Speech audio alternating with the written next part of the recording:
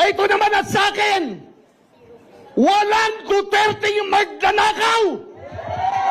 Sino ba ang Pangulo ng ating bansa ngayon? Sino ba ang dapat mag-aruga sa mga Pilipino? Sino ba ang dapat lumaban para daw sa mga Pilipinong mangingisda? Sino ba yan?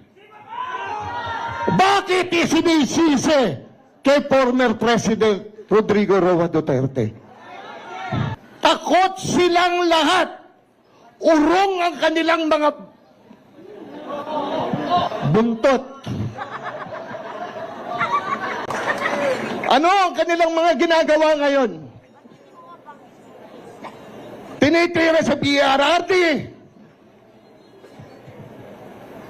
Tinitira si Vice Inday Sara